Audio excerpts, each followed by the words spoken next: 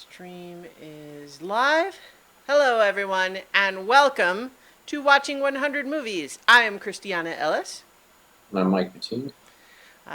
Tonight, we are continuing our journey through the AFI's top 100 movies. We are not merely in the top 10 now, but we have cracked the top 5, or at least we will tonight. We're going to be talking about number 6, Gone with the Wind, and number 5, Singing in the Rain. And it did occur to me as I was getting ready for the session that it is, in fact, singing apostrophe in the rain, not singing in the rain. Yes. It's important to manage these crucial little distinctions. I'm just realizing that the stream title still has the extra G there. But I suppose people will figure it out nonetheless. And I'm realizing that you haven't shared your video with me, so I can't see you. Oh, well, you could let me know these things before I start the stream, but I'll go ahead and try to do that now. How about now? Yes. Yes? All right, good. So, how do you feel about getting into the, halfway through the top 10 now? Any general thoughts before we dive into Gone with the Wind? I mean, it's a little surreal that there's only like 4 movies left. Right. In fact, actually, I've been thinking a little bit about that in terms of what we might do once we have finished the list. And one thing that occurred to me, this is, live bringing it up. We have not discussed this really. But one of the things that occurred to me that we could do is that there seems to me to be two kinds of things that we could do to further refine a list that works best for us as opposed to, the list, right? And one of those things would be, what is a kind of movie that is not currently reflected on the list anywhere? Yeah, I thought we had sort of discussed, but didn't finalize, about bringing movies since 1997 that we thought could potentially be on the list, and each of us maybe bringing 2. Yeah. Well, I think that's a perfect example of one of the things that I'm thinking about in terms of, like, one of the other things we could, talk about is like coming of age movies. Oh, okay, that's what you meant by kind of movie. I thought Well, you meant but it could be anything. More recent movies is also an example. But one of the other things that I was thinking too is, as sort of a flip side of that coin, we could say, what is another movie that really is doing the same thing essentially as one of the movies on the list that we think is actually better? And when I say the same thing, what I mean is that, like, in terms of a movie that sort of occupies a certain representative slot on the list, like it is the movie that represents this kind of filmmaking or from this particular performer or that sort of thing. And so what we would start to say, okay, well, if we feel like we have to have, it's just kind of like we talked about with the Charlie Chaplin movies. It's like if we feel like we need to have a Charlie Chaplin movie, what one should it be? But a better example maybe is that when we talked about The General with Buster Keaton, we were both kind of feeling like, feels like we ought to honor Buster Keaton, but is this the one? And so we could talk about movies where, there's some, if we start saying everything that's on the list, what is its role on the list? Like what box does it check to make the list representative of everything? And what's some other movie that maybe would do that even better? Yep. But all of that's future hypothetical because we have not actually finished the list yet. It's just kind of looking ahead. But in the meantime, let's go ahead and jump in, get caught up in the weather, and be swept away with Gone with the Wind. number 6 on the list. And I didn't kind of really mean to have that sort of fade out into a slightly awkward segue. But Gone with the Wind, which is, of course, 39? 1939 drama, the first color motion picture to win the Best Picture Oscar. And my understanding is that if you adjust box office receipts for inflation, it remains today the most profitable movie ever made. Yes. Which, That's my understanding too. I'm not saying that 100%. That is also my understanding that it is the highest earning movie. That is what the trivia page says. So now that said, it's also, there's a tiny bit of bias just on the basis of it having been around long enough that it's had just literally more time to continue making money. But that's not to really diminish the actual accomplishment there. But so Gone with the Wind was in the headlines recently because there were some streaming services that decided that, in the current social political climate, they felt like they wanted to present this movie with some context. So they took it down briefly so that they could add a little title card. But that caused it to be in the headlines a little bit. It's much more than a title card. Well, that's true. I didn't mean to diminish it in that way, just kind of introducing the topic. Yes. Yeah, so I did watch it on HBO, and it has the intro on there. And I can't remember who gave it, but a lady just comes on and talks about what the reasons are and shows an example of a couple of scenes but also gives credit to the movie and why they've decided to return with it, and does mention again that it's the highest grossing movie of all time, that it's again first color motion picture to win the Academy Award, first African American actress to, was she nominated or she win? She won. She won the for the Oscar. Hattie Mcdaniel. Yeah. Yeah. So it talks about that, and again, so they want to make sure that this movie is recognized for that, and it talks about why the movie is popular, and that it addresses a little bit of the idea that in the context of it, like we'll get a lot more into this. I mean, part of where the issue is it draws the antebellum South as sort of this idyllic, and it wasn't idyllic for a lot of people. It was the society was built off the backs of slave labor. Right. And so all these things that they're missing only existed because they were enabled by an economy of slavery. Right.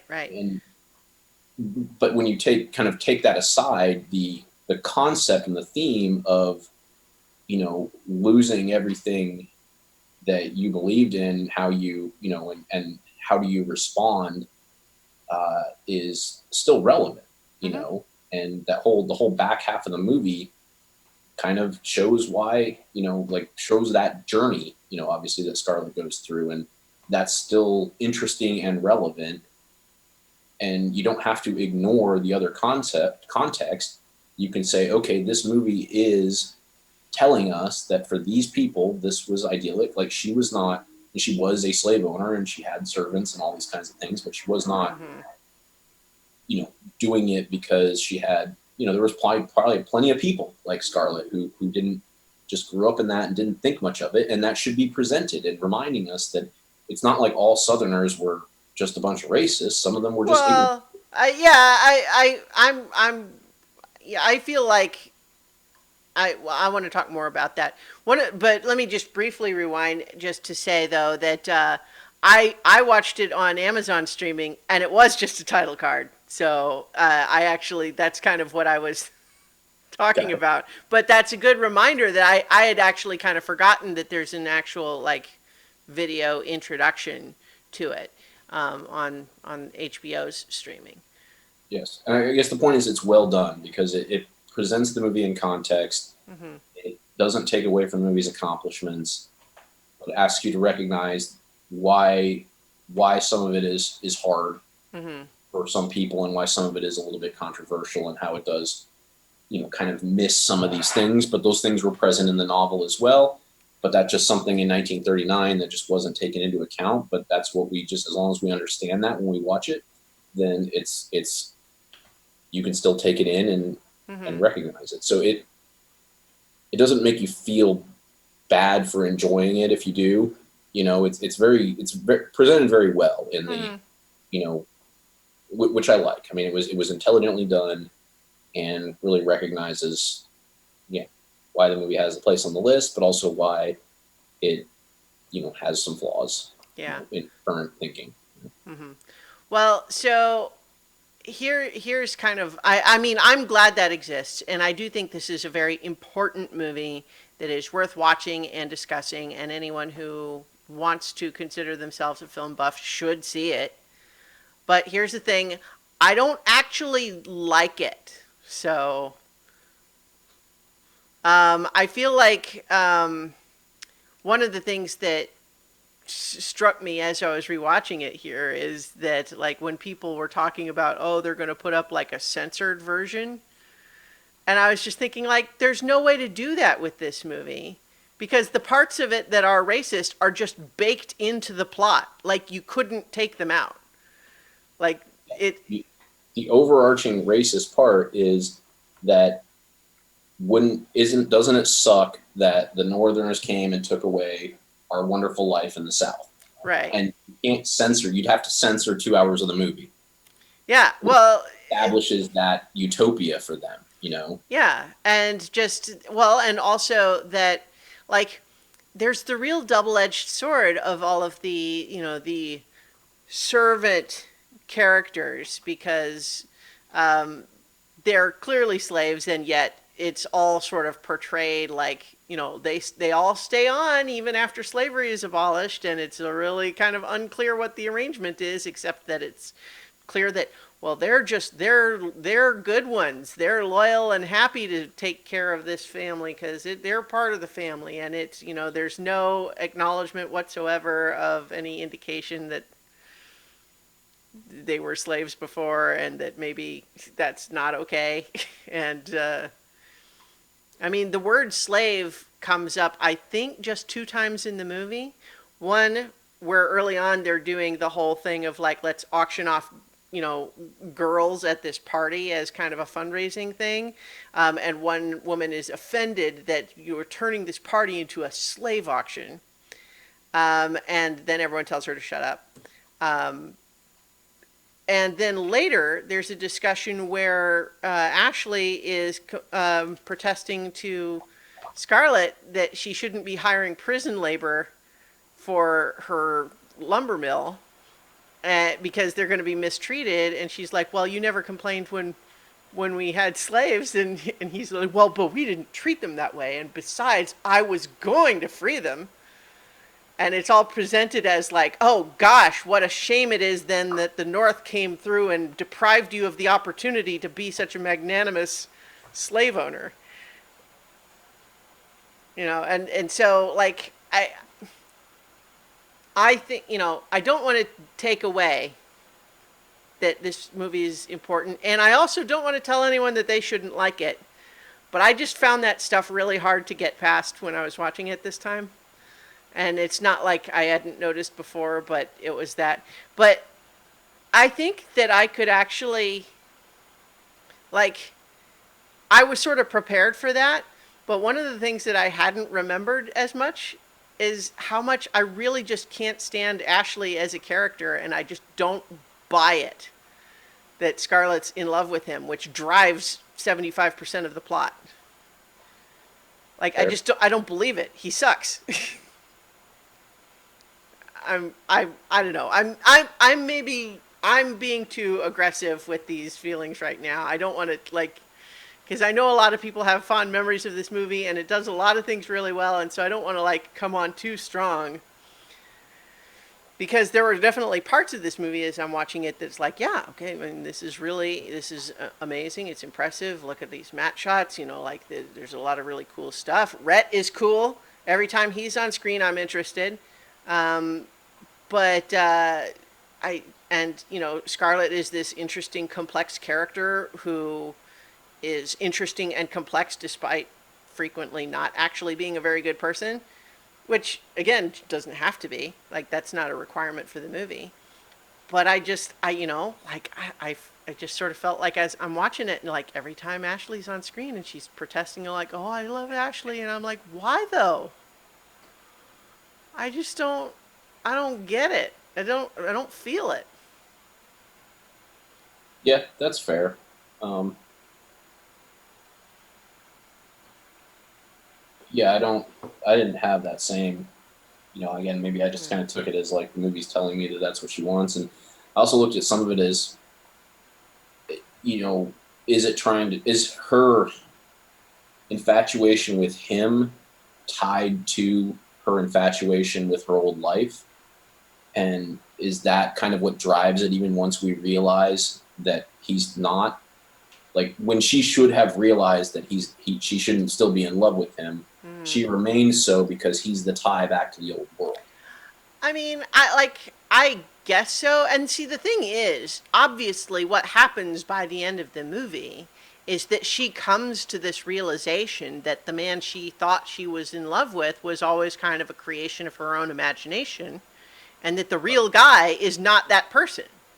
That's why I think my theory maybe tracks a little bit, is because it's all about this imaginary thing, Yeah. and that she imagines him as one thing, and he's also the person that she was in love with before all this happened, and so that's what carries that imagination longer than maybe it should, which is what leads to, why it's such a cliff that she falls off at the end, but it's too late. Mm-hmm. And and after she's, and again, Rhett is cool, but Rhett has his flaws too. Oh yeah, no Yeah, question about there's no that. Yeah. heroes in this movie, Yeah.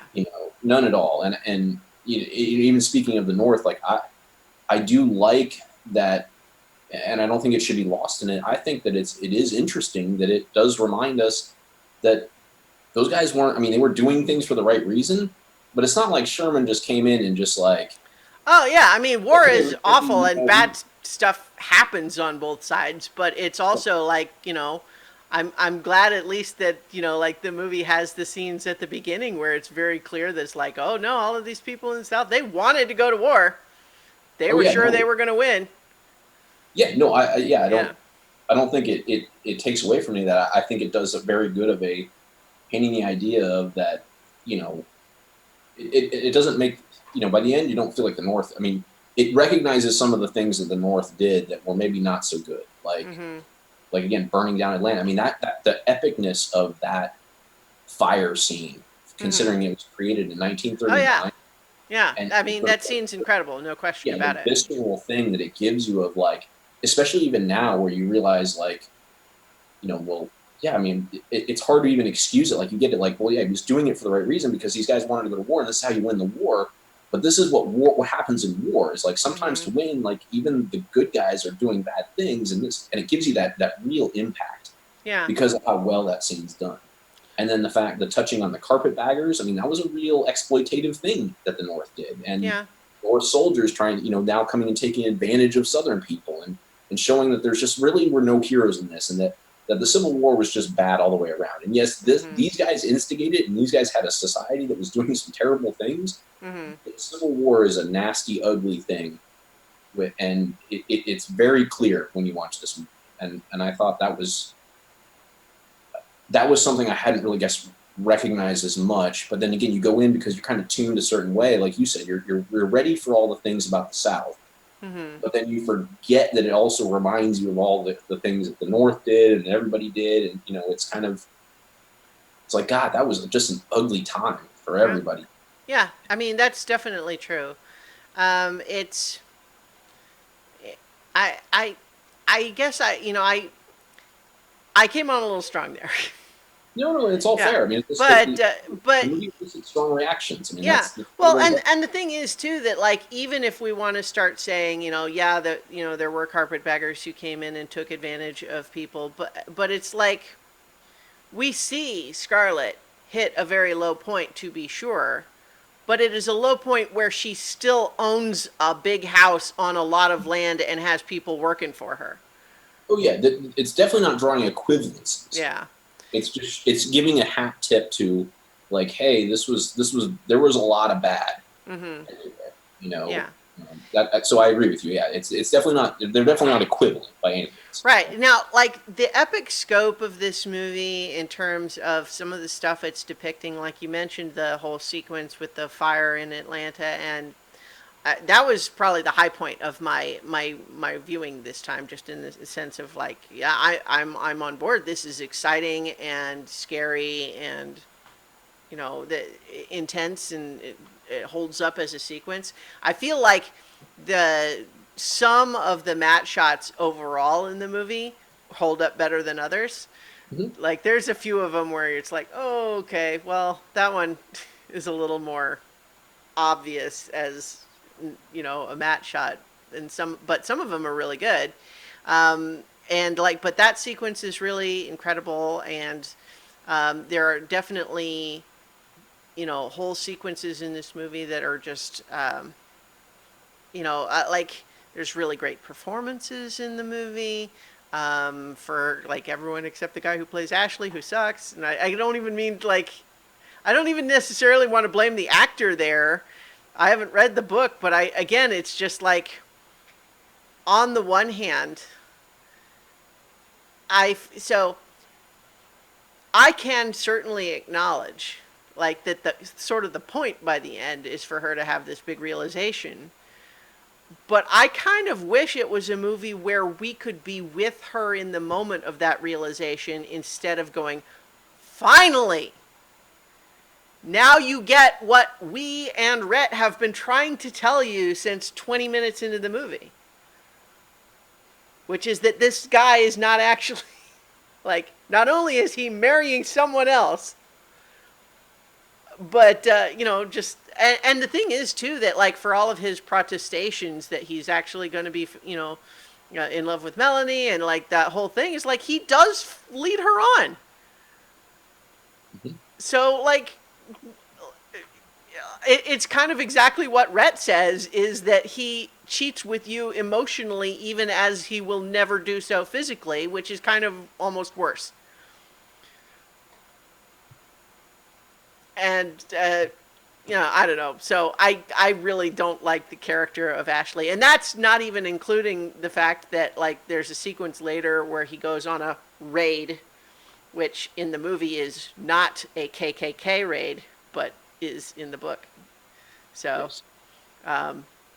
and it's just, but like that's a good point though, to bring in another larger point about the making of the movie, which is to say that despite the fact that it has a lot of things in it that looked at from the lens of today, and frankly looked at from the lens of a lot of people at the time, it idealizes and presents with nostalgia a time period that was actually really bad for lots of people.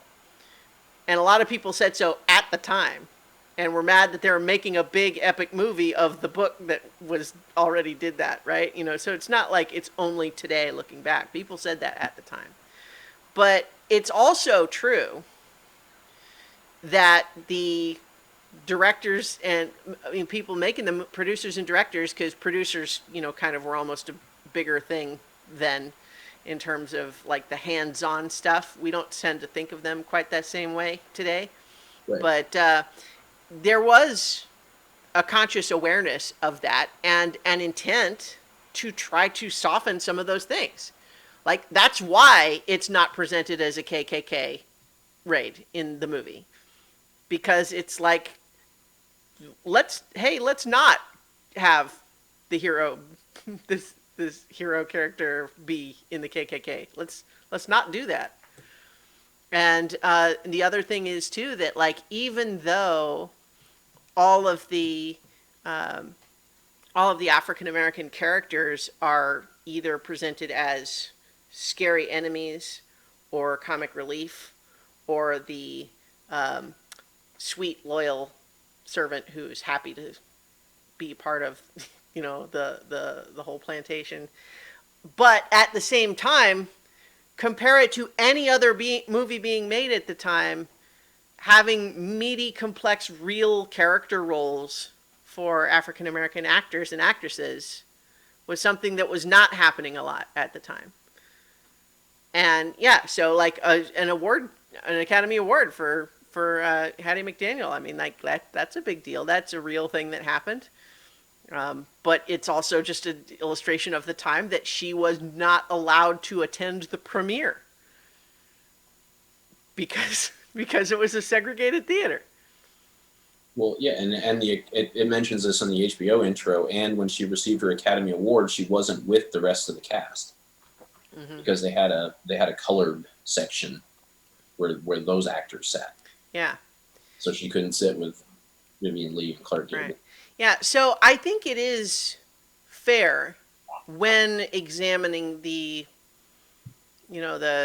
like the racial politics and so on of the movie. It's fair to put it in context, right? That in some ways we could say even the parts that are kind of racist are maybe not as racist as they might have been. But it's also true that they chose to make this big epic movie about a book that people already at the time said was racist. So they kind of wanted it both ways because the book was this big sensation, right? And so they're saying, hey, this looks like a good thing to make a big epic movie of. But they kind of wanted to have it both ways a little bit. I don't know. I feel like I'm maybe shutting down conversation a little bit by coming on. Like, am I? No, Okay. yeah, listening to your Yeah, thought. I think watching the movie, it's something. It's a movie that I can certainly respect the craft of. As I mentioned, like the performances, I think are really good. Rhett, as you mentioned, is a character that frequently does not rise to the moral choice of whatever the sequence is he's in. He is incredibly wealthy because he's a war profiteer. Even at the times that we're talking about how hard the Reconstruction era and all that was on the South, it's like, well, guess what? Guess who has a lot of money because he socked it all away during the war. So it's kind of like let's kind of brush past that because Scarlett doesn't care. Yeah, But he's got sort of the Schindler tendency, but yeah, without the redemption. right. But yeah, so Rhett though is fascinating as a character. Like he's not a good guy in some respects. In others, he like he is compelling. Mm-hmm. So he's good, and there's always chemistry between him and Scarlett that I find 100% absent between Scarlett and Ashley. And that's I think my objection there is that she keeps telling Rhett no because of Ashley, and he's so getting frustrated and pissed off. He's like, when you finally decide you're not actually in love with him, and I'm just like, yes, come on. But but her performance, like when I was watching it this time, I had a little bit of a reaction from her very first scene where she's supposed to be 16 and it opens with a oh fiddle dee dee war blah, like that whole bit where I was kind of watching that and going like, oh, I don't buy that feels incredibly sort of false. And I think to some extent maybe it's supposed to be kind of, but at the same time after that there's so many great really subtle performance beats that in a lot of ways are kind of ahead of the time of acting styles at the time, just in terms of the some subtlety and nuance in her performance, and also some really broad comic beats from time to time, like the whole bit where she's like she's oh, I'm overcome, I'm crying, and then looks up. Are they buying it? Like there's some great little bits like that are just like, it's really really well done. It's a great performance, no question about it.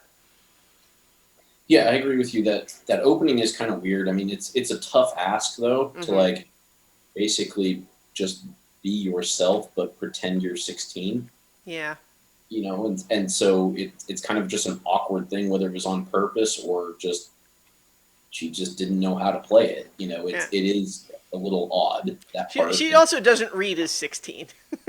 I mean, she was 25 when she did it, and it's, like sometimes in movies you have to just be willing to go with it, but like you don't watch that scene and say, "Yeah, that's a 16-year-old."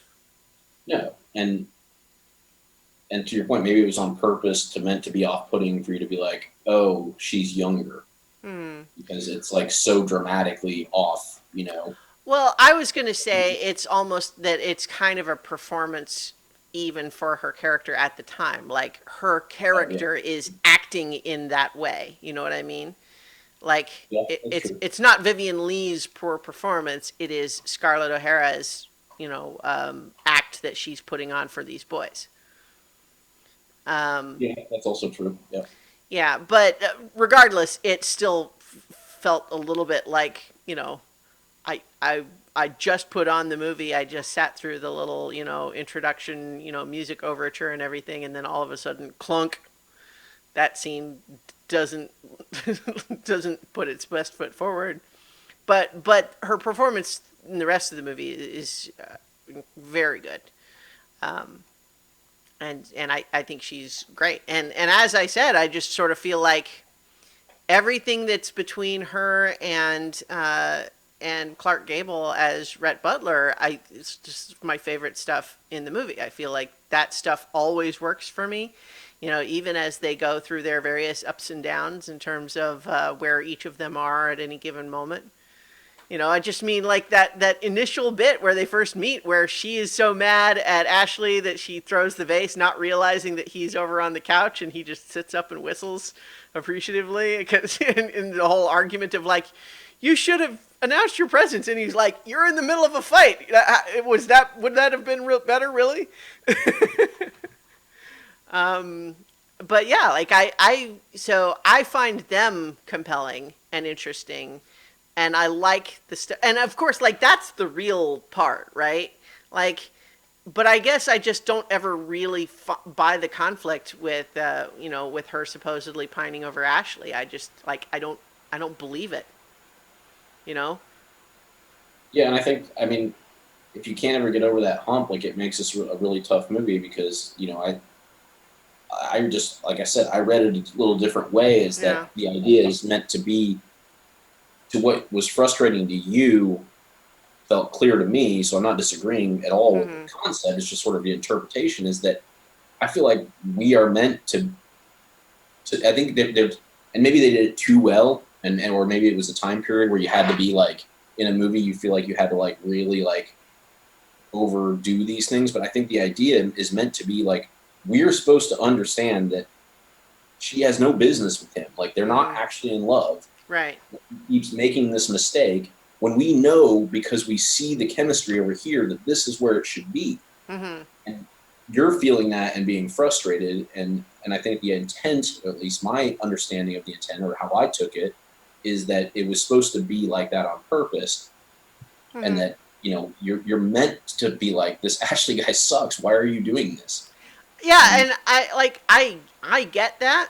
I mean, I can understand that, but I guess maybe it's just my frustration that maybe it's just a storytelling preference where if we have a protagonist character going on an emotional arc, I would like to be with her for that arc, not 3 steps ahead waiting for her to catch up. yeah, yeah, and I don't disagree that that's a fair way to take it and a Mm-hmm. fair feeling to have from this because I can see it. So it's not I'm not Yeah. arguing with you because I definitely see how you see it and how a lot of people would see it and how Yeah. that can be frustrating and not do it. It's just it didn't bother me to that point. Well, I just took it as yeah. like, yeah, this is clear that they have the chemistry. They don't. He's not really that cool. He's kind of cool. Mm-hmm. Well, and Uh, so like um, this is a perfect illustration, like the two things about the movie, the like that what happened? are you I you were What? Everything's fine, I think? Uh-oh, you're breaking up on me a little bit. Your video is frozen. Uh-oh.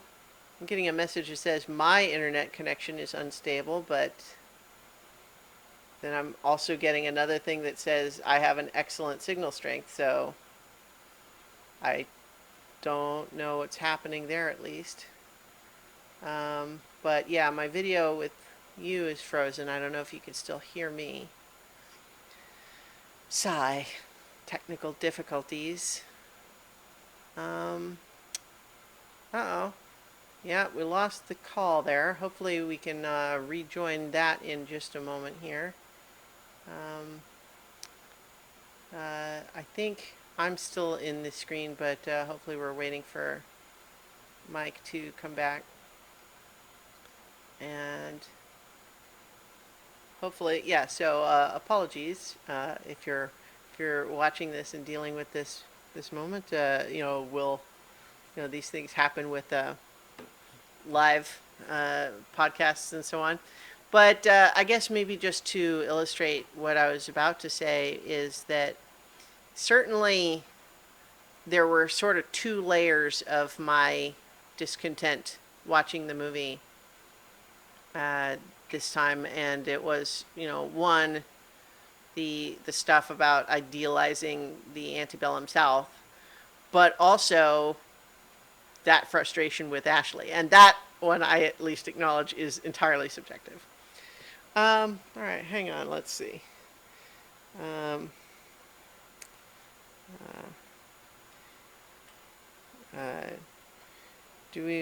messaging Mike right now.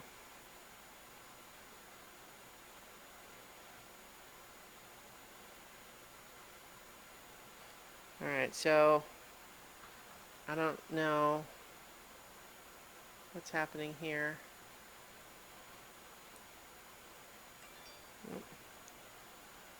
Okay. Okay, so yeah, Mike's having some internet issues. Hopefully we'll bring him back in just a moment. So after these messages. So here. Wow. Moving stuff around. Okay, so this is, yeah. My apologies, everyone, for this interruption, but I'll just kind of keep going for the meantime while we wait for Mike to come back. So I think that I can certainly acknowledge, as Mike was saying, that, I certainly, my feelings about Ashley as a character are not things that I feel like anyone else should or, must agree with, because I can certainly understand and accept that as very subjective. But I certainly felt that way. And as he kind of acknowledged, that makes this a tough viewing because so much of the plot is based on Scarlett, pining over Ashley. And so just to be frustrated with the main character's motivations for most of the movie is frustrating.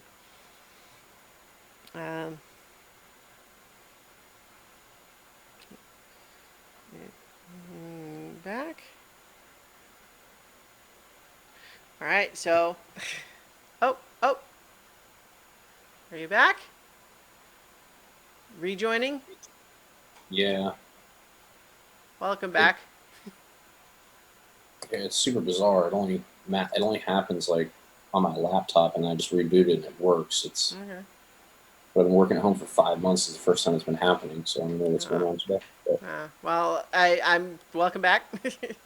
I was just kind of reiterating what I was just saying about how there were two primary sort of axes on which I had frustrations with the movie, especially this viewing. And one is, of course, what we already kind of talked about, which is this idealization of the antebellum South, which is really just kind of, like I said, it's baked into the movie. You couldn't make a version of this movie that didn't have that in it, because that's the whole story. Is, like if you tried to make a version of this story that acknowledged that stuff, like it all falls apart because you just instantly have like it's all a dream. It pops like a soap bubble.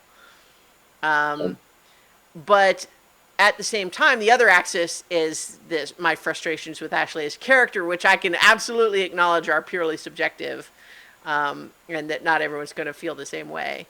But it's also, like you said, makes for a tough watch when I feel like, when like so much of the movie is her pining over Ashley and having that be the primary motivating factor for so many of her decisions, when I'm just like every time rolling my eyes and saying, but why though? right. And so, well, I'll just kind of give you like a little additional context. So, I'll tell you the idealization of the South part of this movie, even in 2020, it on Southerners still works. Yeah, yeah. Well, no, yeah, no, go ahead. Talk more Yeah. about that. And and obviously that's been a lot of the part of the struggle with a lot of stuff with the. I mean, the flag is, I mean, whatever, but it's like sort of that piece of it for people who are not overtly racist Southerners.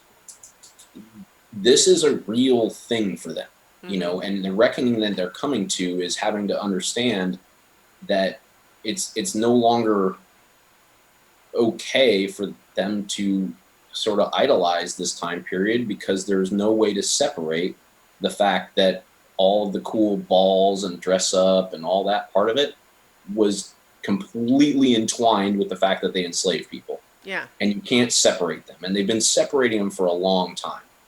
And that's just in their minds. And it's not,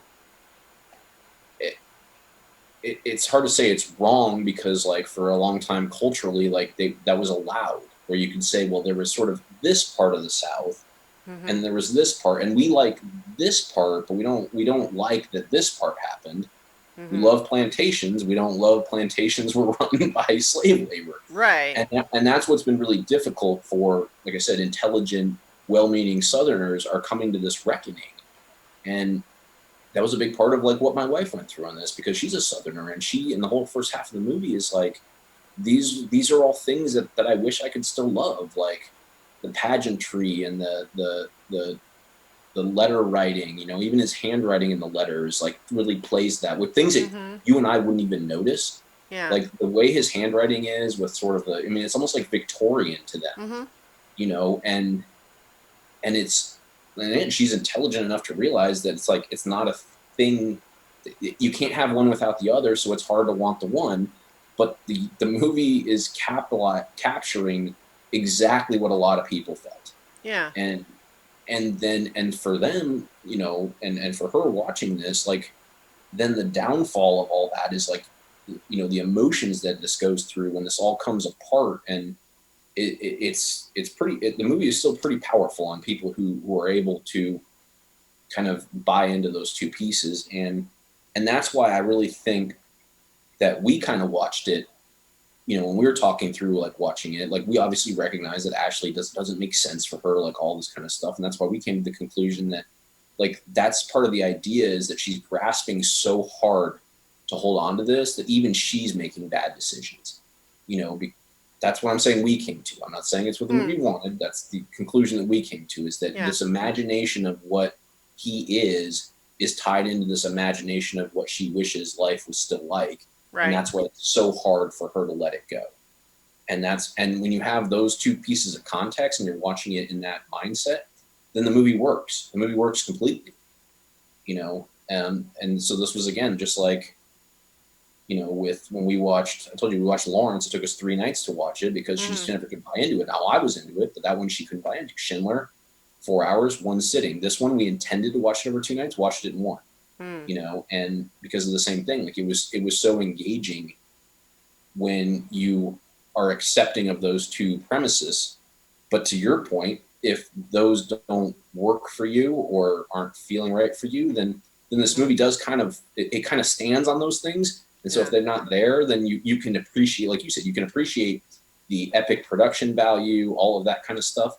But the rest of the plot like doesn't impact you right the same way. Well, it's it reminds me a little bit, although I don't quite feel exactly the same way. But when we talked about Godfather Part Two, and in turn talked some about the Godfather, the first movie, which we're going to talk about. It's still to come on the list. Um, I have a hard time with movies where I feel like I struggle to root for anybody in the movie. And I won't say that that's entirely the issue here, because I feel like Scarlett. Well, it's that's there, but like Scarlett and Rhett are compelling enough as characters that I feel like, I can buy into some extent of like what they want and wanting them to succeed, but like every time she pines after Ashley, and again, it's like what I maybe just the version of that same story that I would have liked is if we saw Ashley the way she does until she doesn't anymore. Right. But I just Yeah. feel like, but we don't though. And that's what's frustrating to me. And so I just sort of feel like I want to root for Scarlett, but she keeps doing stuff that I feel like I'm ahead of her, and it's like in a horror movie where you like don't go in there. It's Yeah, and I see all the same things. yeah. Mm-hmm. But I look at that as that's the tragedy of the movie, is that as much as you want to root for Scarlett, you can't because of all these things. Like, and that's the tragedy of everything, is like you want Scarlett and Rhett to work out, but because of all the complexities of all the other things that are happening around them, they aren't going to.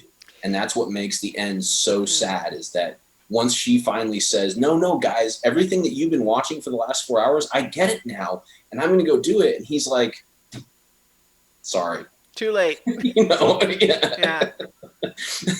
For the people listening only in audio, Mike accompanied the word sorry with a gesture. Yes. By saying, frankly, my dear, I don't give a damn, he basically told her to F off. And, and it was that powerful at that time period. Yeah, well, like certainly just like that was one of the controversial bits of like people were questioning, like, do we leave that in? Do we change it? Because could have just said, I don't care, which would have robbed it of a lot of its power for sure. So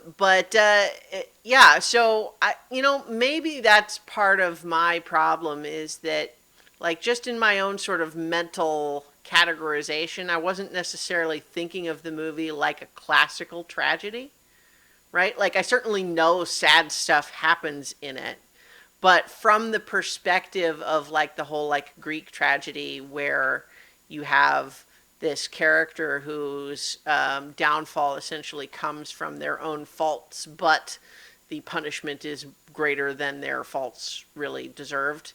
And I guess I could, like, from that perspective, I could see it. And maybe from that perspective, you sort of want to know where those faults are and where that's happening and where she's making the wrong decision. But I don't know.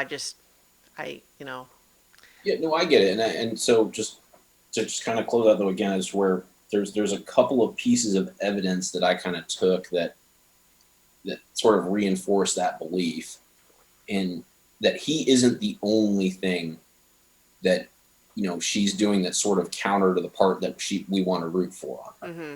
Yeah. Like we love the fact that she's like strong, strong-willed, adaptable, able to get through these things.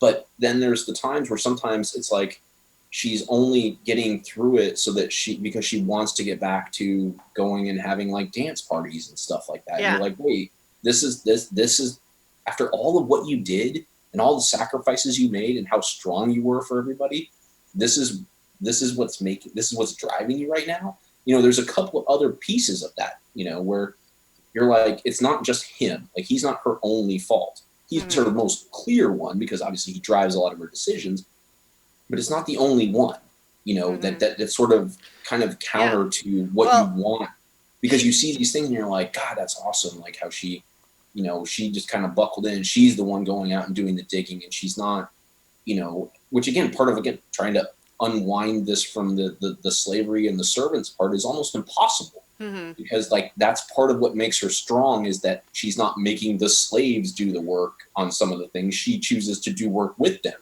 Now, like, and that would rob her character. If that part didn't exist, that juxtaposition, then she doesn't look as strong. And it's just like, you can't take that all out of there. As weird as it is, it's just part of the movie. But yeah, like sort of the like the flip side of that same thing is like that whole monologue that takes us into Act 2 of God is my witness, I'll never go hungry again. But like essentially what she is saying is, I'm going to do whatever I need to do in order to have stuff. Yeah. And so no matter who I hurt, no matter what I have to do, no matter what principles I have to violate, no matter who gets hurt, right, I'm going to do whatever it takes in order to benefit myself personally. Right, and that's why I think that's where I see the tragedy in it is, and why I feel like the Ashley storyline fits into that part of the narrative, and again, so that's. I'm arguing for my position, not against yours. Well, yeah, no, I get that, and so I think that we're actually on the same page there in the sense of we agree what the movie's trying to do, and I guess it and I can see what it's aiming for, but for whatever sort of intangible, subjective reason, I just couldn't engage. With that, it kept taking me out of the story because I couldn't, even as a fantasy, I couldn't believe that Scarlett would be so in love with this guy. Like, I just didn't see what there was about him that she could have convinced herself was worthy of all that. And that makes big parts of the movie just not work. Yeah, because there's obviously like decisions that she makes based primarily on that, and to the point, like the relationship between her and Rhett is damaged irreparably because of those decisions. So right, yeah. And one of the things though that really did work for me though, once I can kind of acknowledge and then wall off that piece of the story. Like if I can have Ashley be off screen and sort of imagine for myself that he's a more interesting character, the relationship between Scarlett and Melanie I thought was amazing and fascinating throughout. Like I think that's a really cool character relationship between the two, because in some ways, like in a lot of ways, this sounds almost like a criticism, Melanie is not even really a person. Like she's like an archetype, right? Like, right. She is this idealized, perfect soul who always does the right thing and only wants the best for people. But that's fine because the whole point is that we have Scarlett with this constant love-hate tension, recognizing that Melanie is the good person and that how short she falls comparatively, and yet also jealous of and frustrated with and admiring of, and it's just the complexity of Scarlett's feelings for Melanie, I think is really cool in the movie. Throughout. Especially just the whole bits of just feeling like, like again, with the whole escaping Atlanta with the fire, like part of what's so exciting there is that we've got Melanie giving birth, too sick to be moved, except you gotta, because the building's going to the city's burning down, and trying to escape in a cart. And all of this with Scarlett in this position of, I would already be home and I wouldn't have been too late to see my mother, if I had just left her behind, like I said I wanted to, but didn't do, and just the push pull, like the idea of like there's that resentment of that, but also the recognition that of course it was the right thing to do, like to help her and to save her, and like just the push pull there, but that all being tied down to this idea of like, oh God, Ashley, this guy that she loves, says, take care of Melanie for me. And then later she says, take care of Ashley for me. And just Scarlett has like, it's just an amazing stew of emotions all tied up in that whole character relationship. Yes. Summed it up pretty well. I mean, there's not. So I think let's talk a little bit about Hattie McDaniel, because we mentioned her a little bit in terms of obviously she won the Academy Award, which is great because I think it is a good performance, no question about that. And it's also, it's important to, to recognize as a first, right? Even though it was in a context of a lot of, institutional racism that was still happening then and has not entirely gone away now. But her performance, even if we can take, a step back and criticize, like, well, there's not there's not really any acknowledgement of the idea that maybe it's not cool that she's a slave. It's a little weird that she just stays on. Like, well, I guess the implication is like she doesn't know where else to go, and she loves the family there. But like, is she still a slave? Do they pay her after the war? They never really say. Really touched on. Yeah. Yeah. The implication is that, oh, well, she's just so loyal and loves this family so much that she, works for free? I mean, they don't say that, but they also don't not say it. Right. And, but that said, so we can sort of take the, that initial layers of the conception of the character there away. And we can also take away that pretty much all the, there are frequent instances where they use the African American characters as comic relief. Like, let's watch this man in a fancy suit have to catch a chicken in the rain to funny music. But at the same time, once we say, okay, but this is the character, for her to have this nuance where, she is able to express such a range of emotion in terms of, caring for this family and including calling them out when she, sees them misbehaving, and just the, the feelings of conflict she has when she's seeing, the fighting, and also just kind of like the whole bit with the satin petticoats and her, her big monologue, towards the end, which I had a little bit of mixed feelings about, because just from a writing perspective, it feels a little bit like, why are they having a character just explain to us a scene that they could show? But at the same time, I think the answer is because it's an amazing monologue for Hattie McDaniel. And her emotion, taking them up the stairs and just talking about like everything that's just happened, it's really good.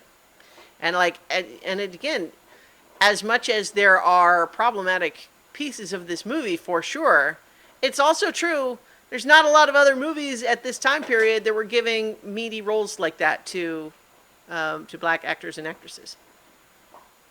Correct. Yeah. No, and I think that's, again, you kind of summed up. That's my feeling on it too is that she did an amazing performance in what she was asked to do, and you can we can, like I said, talk about whether or not that was the greatest role for her, but at the time it probably was, Mm-hmm.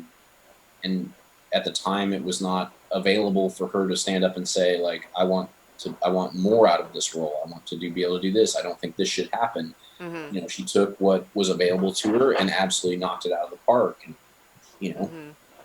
so it's Yeah. And yeah, so there is definitely there's a lot in this movie that's really good and that is important from the standpoint of cinema history and is engaging in its own right. And I definitely think people should see this movie. But I tell you, like there were parts of my watch through this time where I was like, yes, I'm having a good time. This is fun. I'm enjoying this. But there were also like, I didn't watch it all in one sitting. Um, I mean, part of that's just because it's long, so it's not. I don't want to overstate that, but like, but yeah, like there is a little bit of a feeling like you get to that whole first half, and then it really does. There's a little bit of a feeling like this is really two movies instead of one. They it, just kind of stuck them together.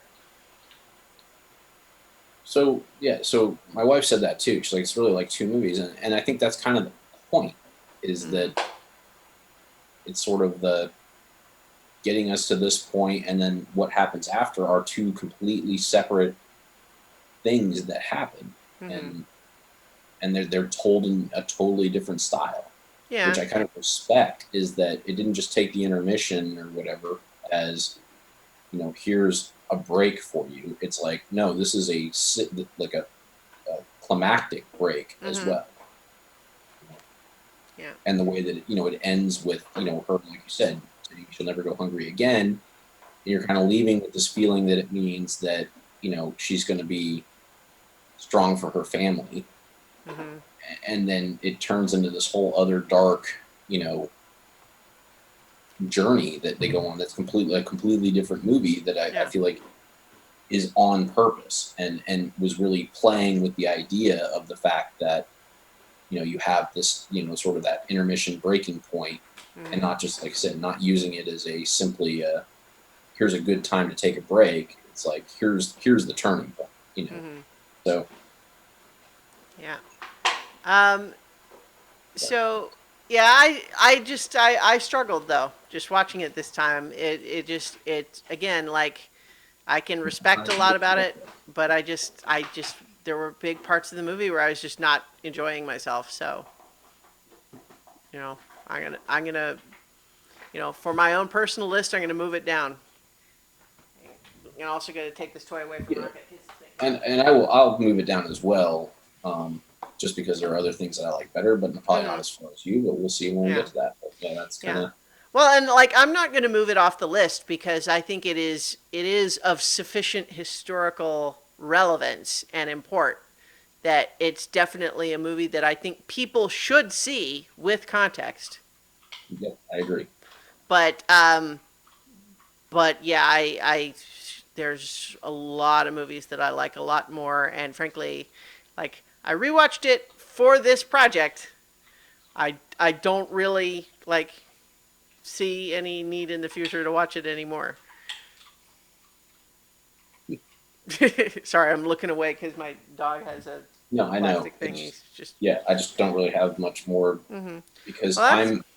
I'm not as I'm sort of in the middle and towards the positive side of this Yeah. movie, and you're so definitively on the Well, other like, side that, like it's yeah. hard for me. Like I just don't really have any more to like.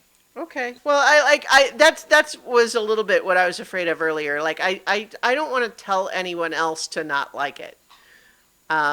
Because, like I said, I can recognize a lot of what it does is really important, and I can understand too that a lot of people do have a nostalgic attachment to sort of the iconography of this the plantation South, even if like it's that, there's the cognitive dissonance of, being able to have it like this nostalgic fantasy, even at the same time that you understand that the reality was substantially more complicated. Like you can admire the clothes and the manners and the gentility of these, Southern gentlemen and Southern belles and all of that and everything. But at the same time, I, like a lot of people have a lot of emotion invested in some of that stuff, and I can understand that, and I don't necessarily want to take that away from people, although I do hope that they are able to grapple in their own way with the knowledge that that's largely a fantasy. Mm-hmm. It's like, even for white people, that was a very small minority of the people in the South that got to live that way. So it wasn't even just a race thing. It was just like, those are the stories of the rich people at that time.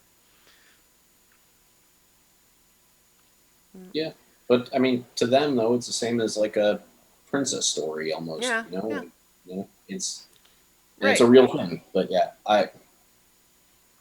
but to the point, I mean, I can't vehemently argue the other side of the movie. Yeah. I'm sort of like more of the kind Mm. of, yeah, it's an important movie. I think it's really good. I think I get why it works on some people. I've now Mm-hmm. experienced it firsthand. And again, that recognition, I mean, it's not like they're not aware, but that's something they deal with in their lives all the time, Mm-hmm.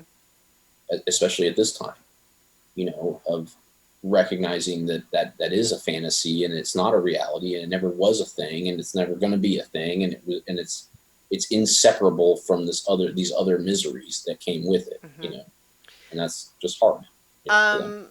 One of the things that I feel like I might sort of leave this on is that when I was kind of in the process of like thinking about the movie after having rewatched it this most recent time, on Twitter, someone linked a clip of the Golden Palace, which I guess was like a spin-off show from the Golden Girls, and it had a young Don Cheadle on it. And it was some of the Golden Girls cast that were like running this hotel. And there was an episode where it's Blanche was the Southern one, I think, right? Where she decided she was going to host the Daughters of the Confederacy, and she started, like decorating everything to sort of match that style. And then she even ended up, hanging the Confederate flag in the lobby.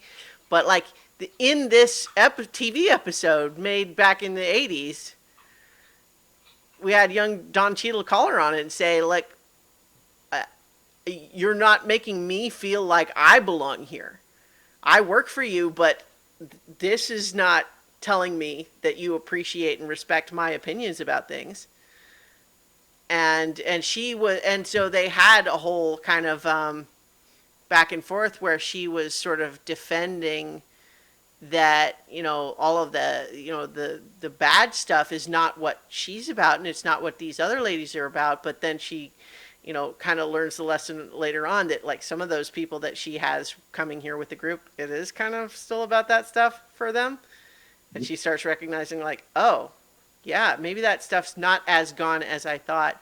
And there's a scene where she actually is getting kind of distraught because she's saying like, this is so hard for me because like so much of this stuff was just part of my upbringing and it's what everybody did.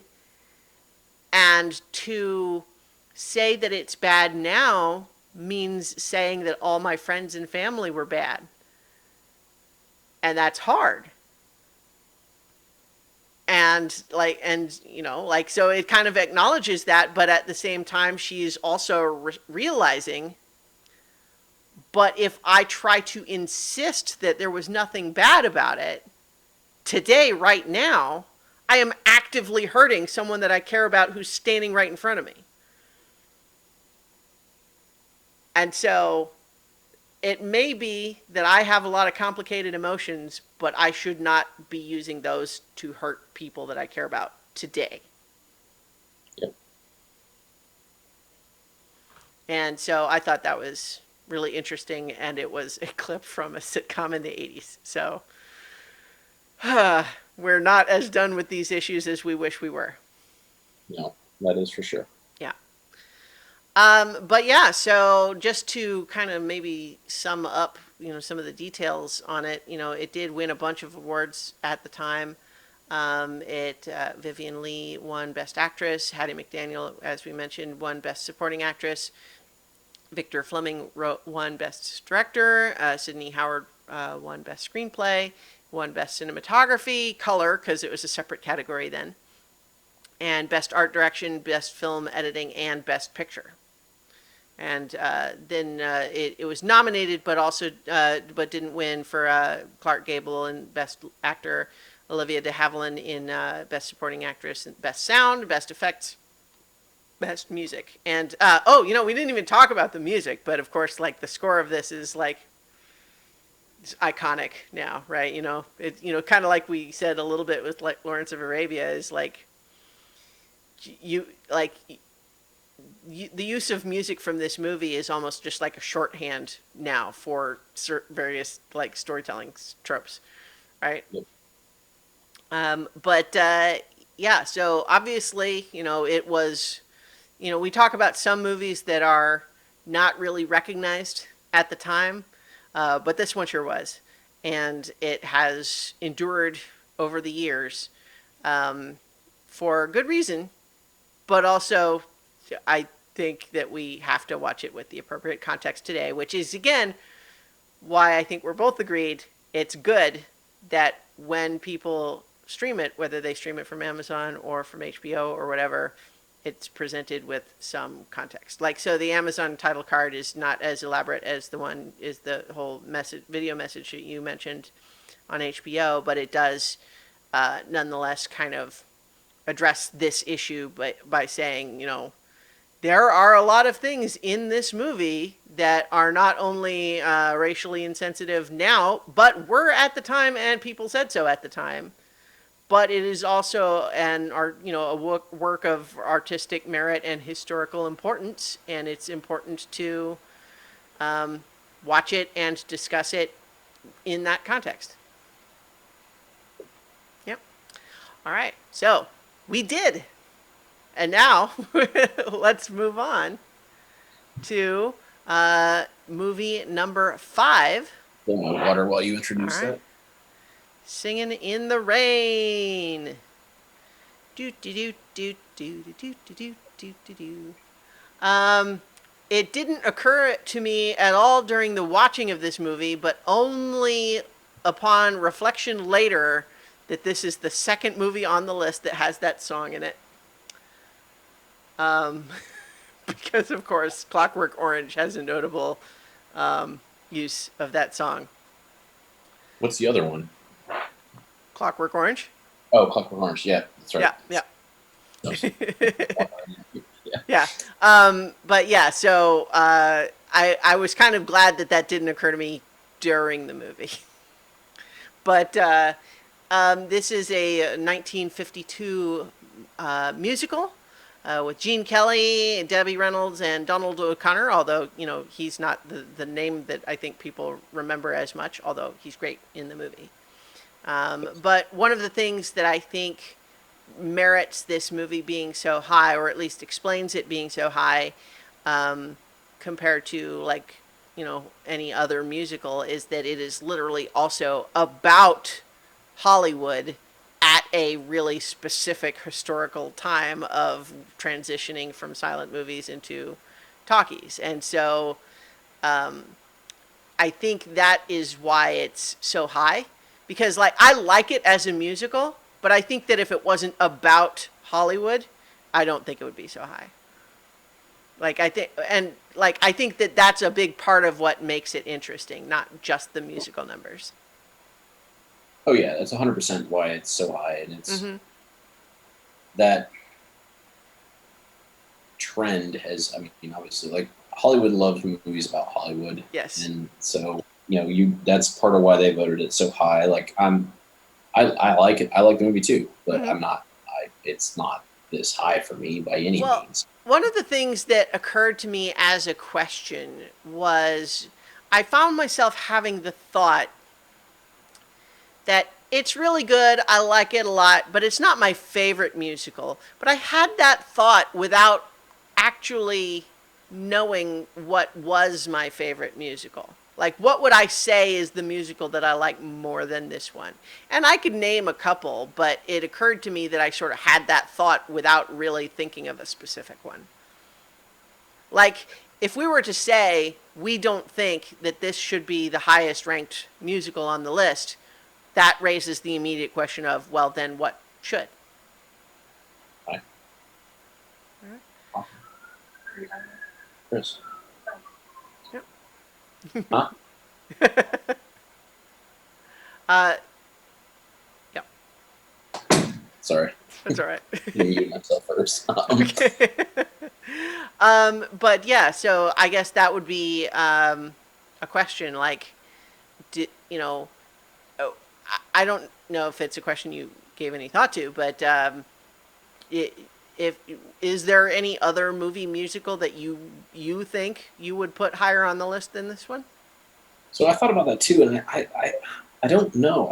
I do like this as a musical, and because of some of the sort of other pieces to it, like the dancing and the physical acting that this has, that just doesn't exist in any other musical. Oh yeah, Yeah. Gene Kelly, right? It's like, Well, you and know. Donald O'Connor. Oh yeah, well no, I don't mean to imply that like only Gene Kelly is good at dancing. I guess it's more a matter of when we talk about the movies that do certain things. What I kind of meant is like Gene Kelly is like his own subgenre. Yes. That's kind of what I meant. Yeah. Yeah. Well, from the dancing perspective, I guess Yeah. Donald O'Connor not from the dancing, but more from the physical acting. Like, I mean, again, the make 'em laugh scene is just, Mm-hmm. even if the humor of it is a little silly nowadays, Yeah. like the Well, crowd. it's very on the nose slapstick stuff, right? It's like, but Right. but that's the point too, right? Right, and it's not as funny now as maybe it was then. I mean, it's not like it's not funny, but it's just not. I'm not sure it's a timeliness thing. Like I'm not sure that like at the time this movie came out that somehow that was funnier then than it is now. I mean, I'm not sure that's true, but 100% it is. I think a lot of his acting parts in this, like the over exaggeration of his faces and like all well, that. I think that was just funnier then because it was different, and that was sort of the humor of the time. I just don't think it resonates as much with us. okay. I mean, maybe. Obviously, it's hard to speculate on what audiences liked then. But I just mean that, like, 1952 was not exactly like the introduction of physical comedy, right? I mean, that, No, I'm saying yes.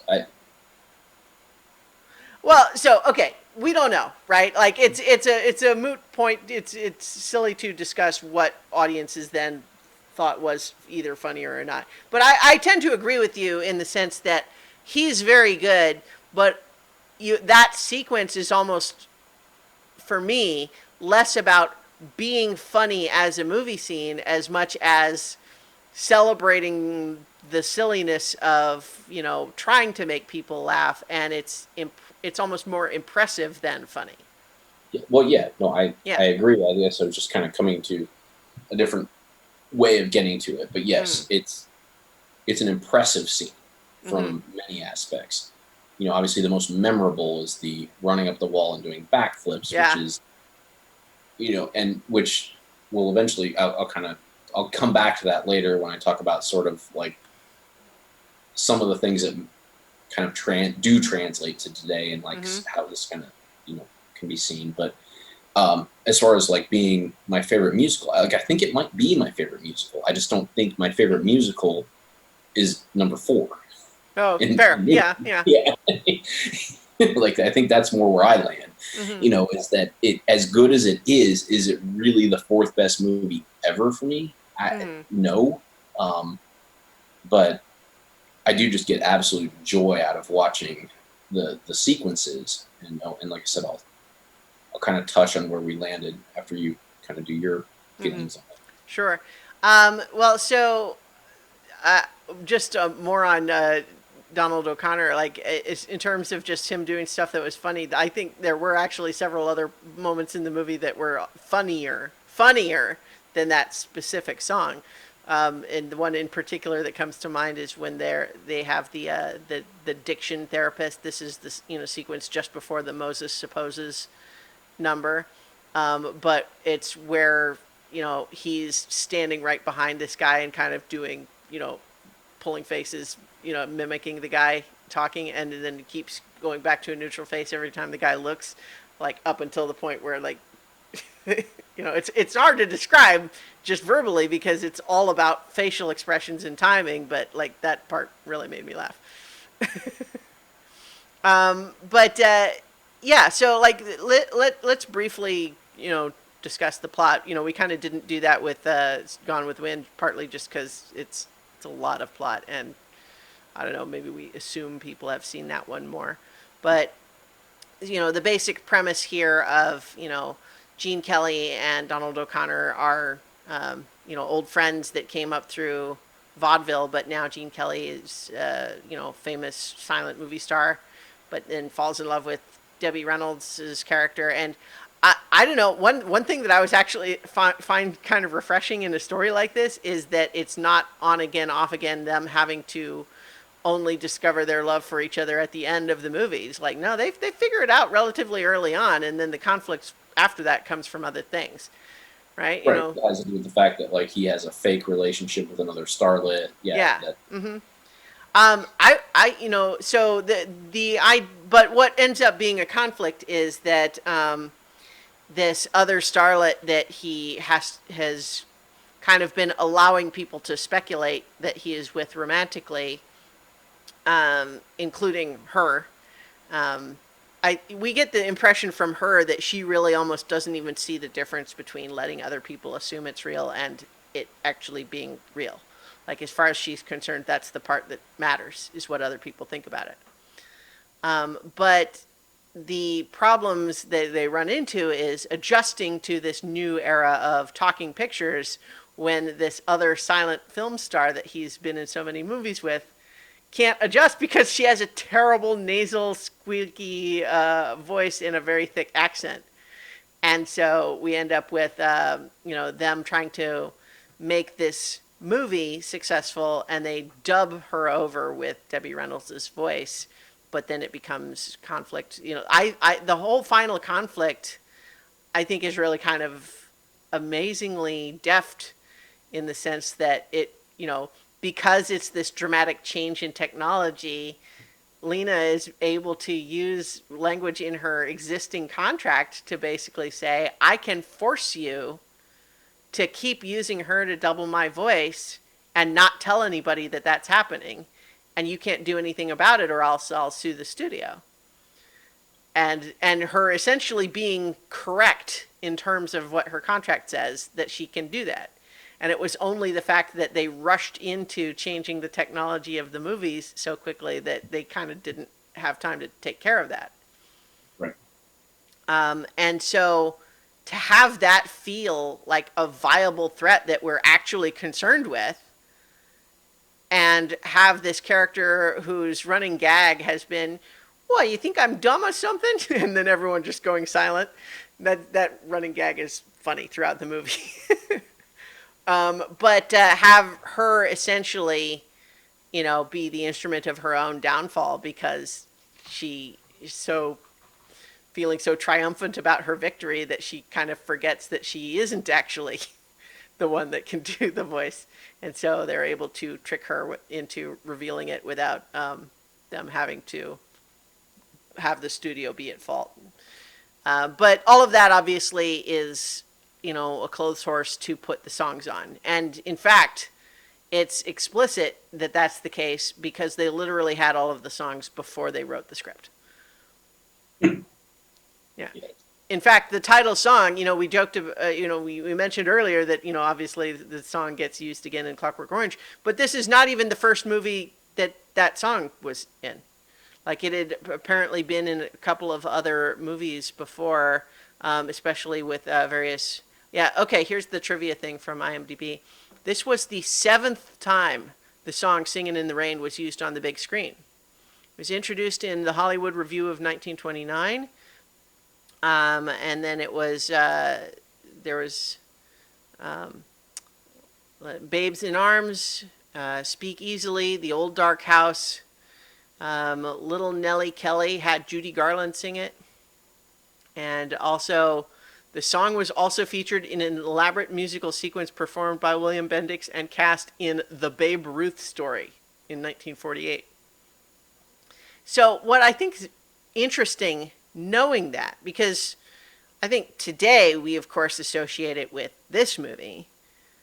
But I think it's interesting to consider that audiences at the time that this movie came out might know the song already. Right. And have it be almost like a jukebox musical where, like, oh, they made a story around that song we know. I don't know, that kind of puts an interesting take on that scene to me, I think. But overall, I think that rewatching this movie, I like a lot of the songs. But I also definitely think it's not my favorite musical from the perspective of the songs. But I think that the rest of the story around it, despite having been written to support the songs, is actually really good and really interesting, and is honestly part of, we talked about it being higher on the list because Hollywood likes movies about Hollywood, but also because I feel like that's actually what makes the movie kind of more enduring and interesting to rewatch today compared to just the musicality of the singing and dancing numbers. Right. Yeah.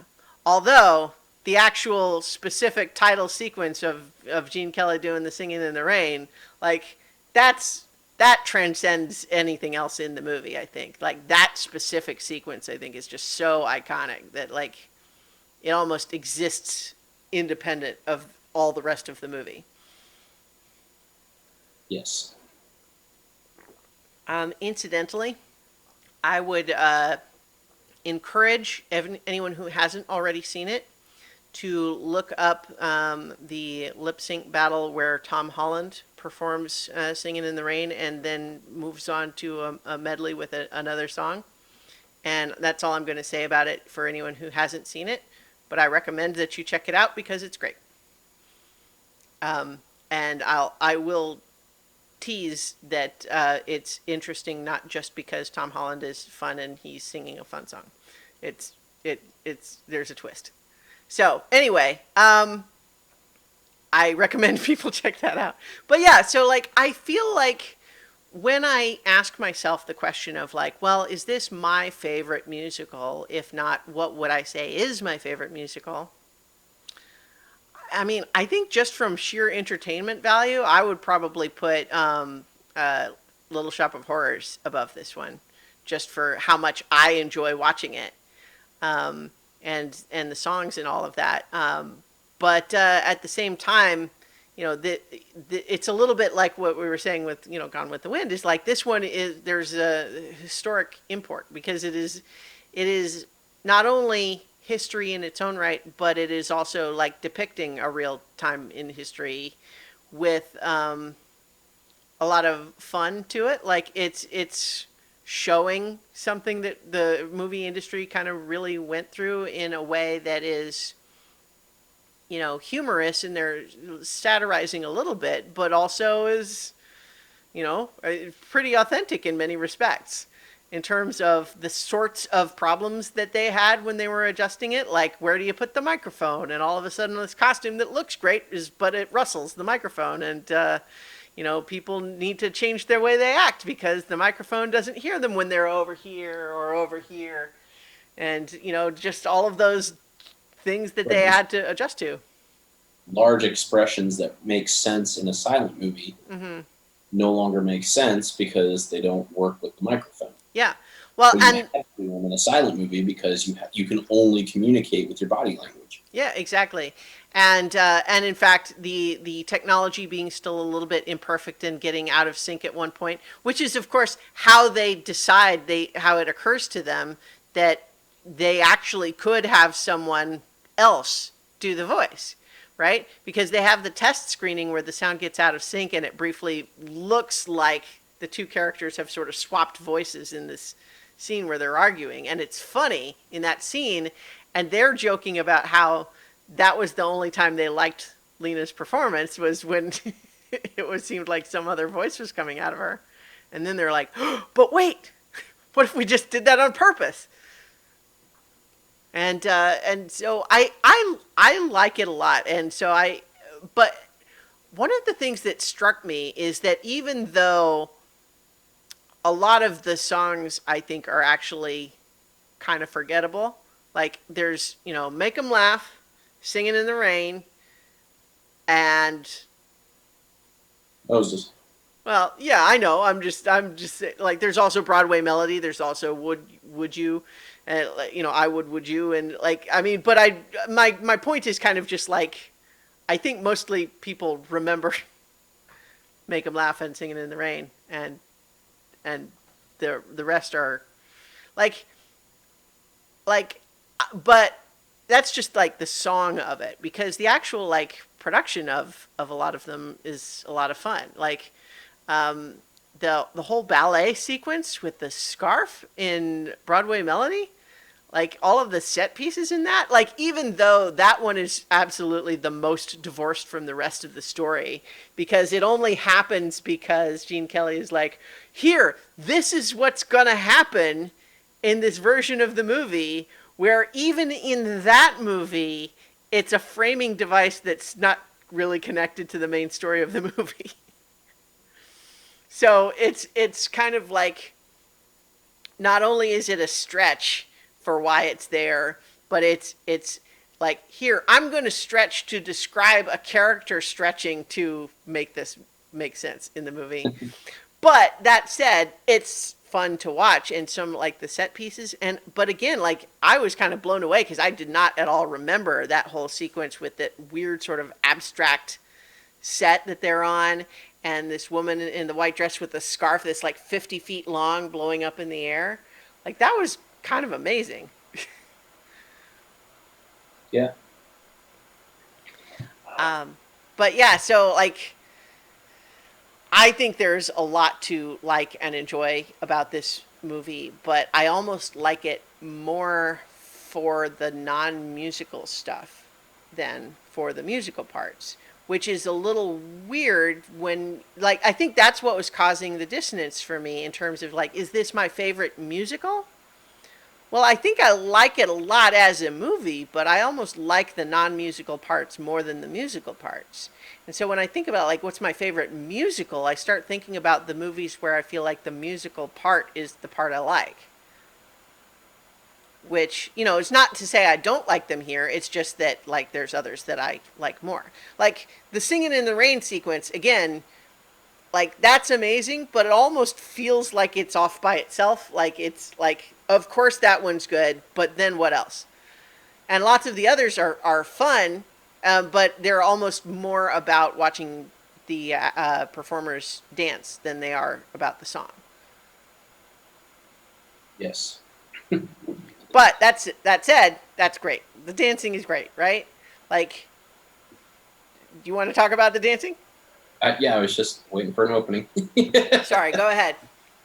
No, I mean that's when, like, to your point, like why I didn't divorce the two things. So like the fact that the musical numbers and the dancing is a favorite part of it, way more so than the rest of the story. I mean, I agree the rest of the story is interesting, it's important. It's not what I like the most about this movie. The numbers are what I like the most, but what I like the most about the numbers isn't the music, it's the performances. Yeah. And that's why, and because I don't separate them in my head, then that's what makes it transcend. Because, like, if I had to say from, say, musical that has good songs and tells a great story, like Sound of Music, I think is way better than this, you Hmm. know, from that perspective. However, like I just am so entertained, and that's what I was saying earlier. Like we kind of landed on is the joke is this movie is essentially like the TikTok of the Yeah. 1950s, because like that's what you do. Like you're just scrolling through, waiting until you find, and like, oh, this one's kind of interesting, and you kind of Hmm. watch like, wow, that person's really talented, and and they're dancing, in TikTok. Like obviously they're dancing to a song that already exists that you already know, which is exactly your point. Hmm. People already knew these songs. The fact they were singing them is great, but it Hmm. wasn't about that part of it. It's about how they performed to a song that people already knew. That is what is so interesting. So like once like we kind of made that joke, it was like, well, that literally is what this movie is. And it's like to your point, the jukebox thing, Hmm. like a jukebox and TikTok and all those things. They're all kind of the same idea, of like you get to kind of pick and choose the candy that you want, and that's kind of how I like this movie is, you know, I if you took every dance piece of this and you literally, and like I said, if you like to take the joke that far, like if you just put it on TikTok, like I would watch every one of those and like not even worry about the rest of the movie. Now the rest Hmm. of the movie is good, and that's what elevates this. But for me, it's more just about like, hey, that's a lot of fun watching them do that and like dance and jump and like all these things, and like the physicality of what they're doing Yeah. is more than just good dancing. Hmm. The just the way they move their bodies, and I mean, and the tap that they do, like all that. I mean, it's just so cool to me, and Yeah. it's so viscerally pleasant to just kind of enjoy it. That's what I like.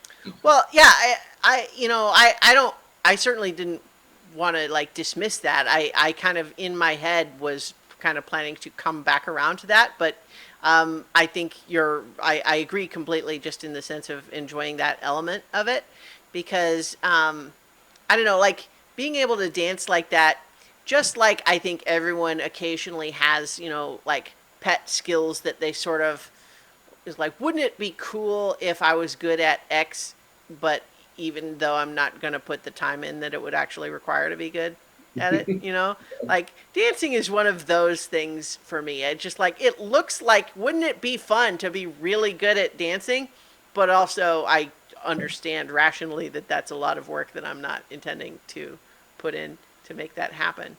But it's so fun to watch the people that are. And we some of the behind the scenes stuff with this is that Debbie Reynolds was not didn't have like a lot of dance background. She had like gymnastics background, so she was athletic in that regard and able to move well already. But she didn't have like all of the tap background and all of that stuff.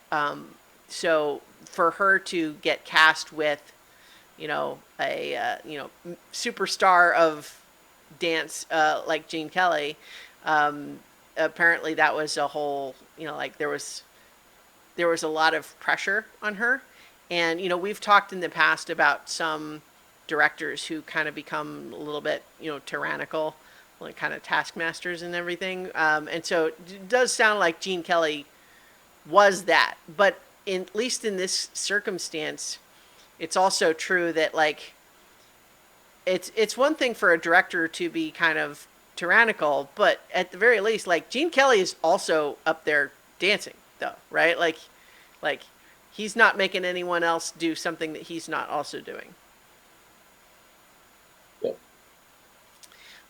But yeah, so uh, just the grace that they all move around and just the joy in the movement is amazing. But it's also, I think, interesting to realize that the apparent ease is, it's a little bit like a magic trick in the sense that what it actually represents is having shot that take 25 times and having your feet swelling, you know, uh, um, you know, and having gone through a lot of very hard work in order to make it feel and appear that effortless. Yes. So I think that's really cool. I feel like there was something else I was going to say about that, and now I can't. Oh, I think it was just like the reason I lost it is because it really wasn't connected to anything else, which was to just say another video that you could watch if you could watch people dancing. Is there's a YouTube video where they took Uptown Funk, but they did a whole video for the whole song that is entirely composed of dancing from like classic Hollywood movies.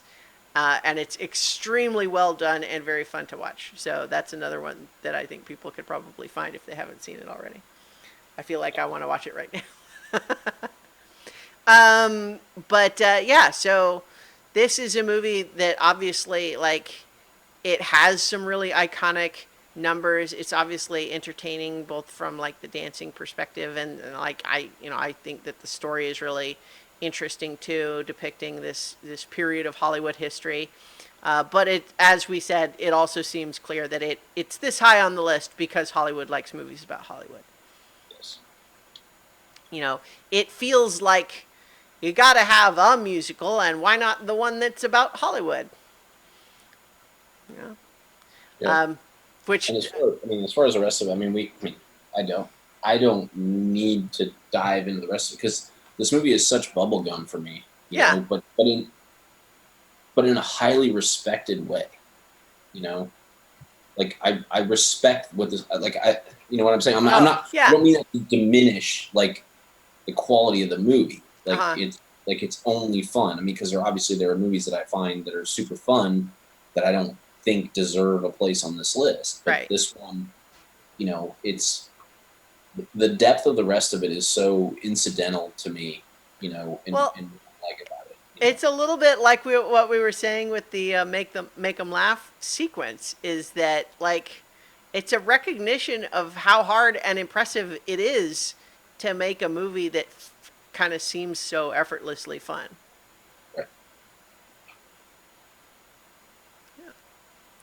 So, All right, so that's Singing in the Rain. So let's talk about shifting places on the list. Do you know where you want to move Gone with the Wind and Singing in the Rain? yes.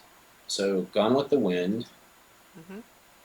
I'm going to move to just below Lord of the Rings.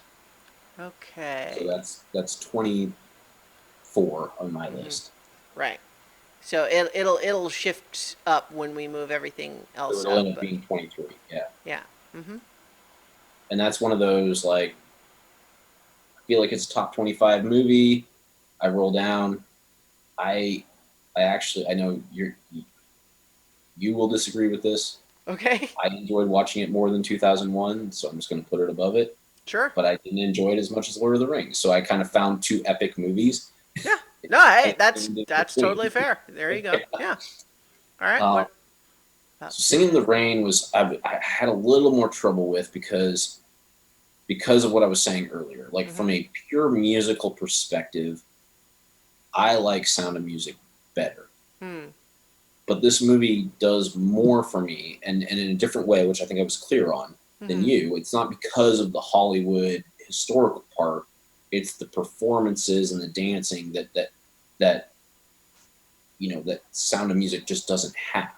Mm-hmm. So I decided I'm gonna put it down at 34, Okay. right below Clockwork Orange, just because of the connection of the two movies.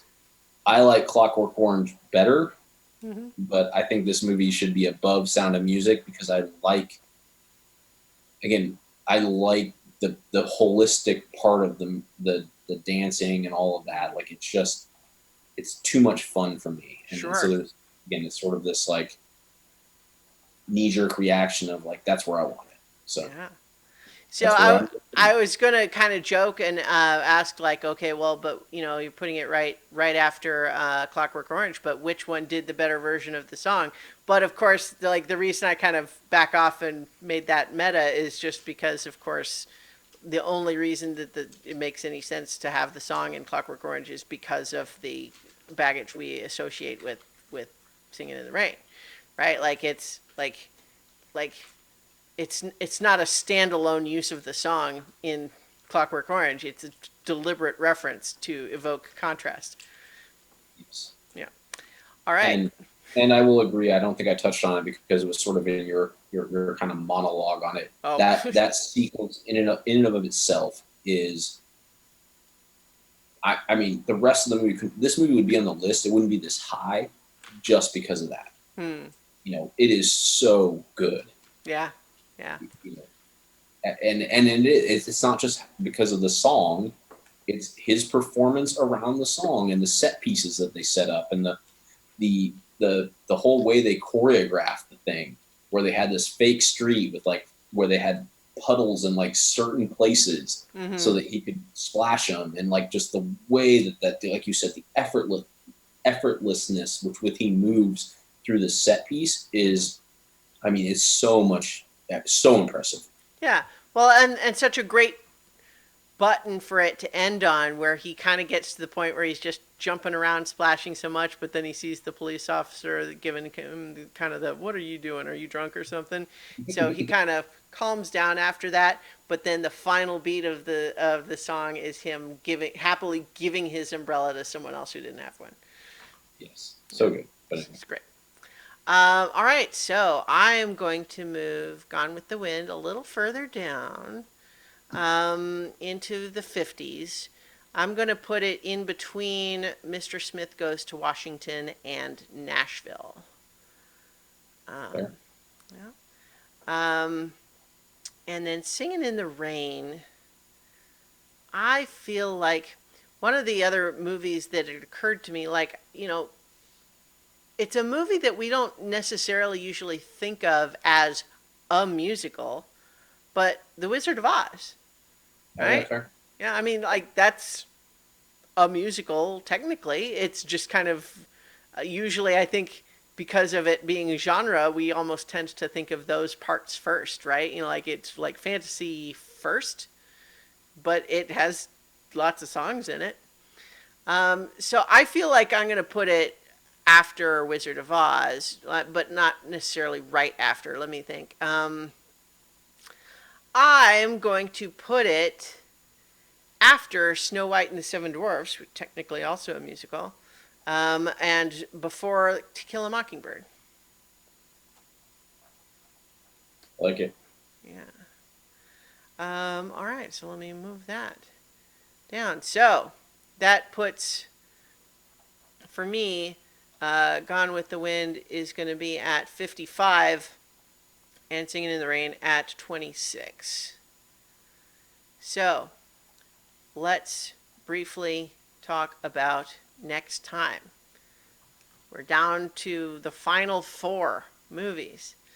So we're going to watch number 4, Raging Bull, and number 3, Casablanca.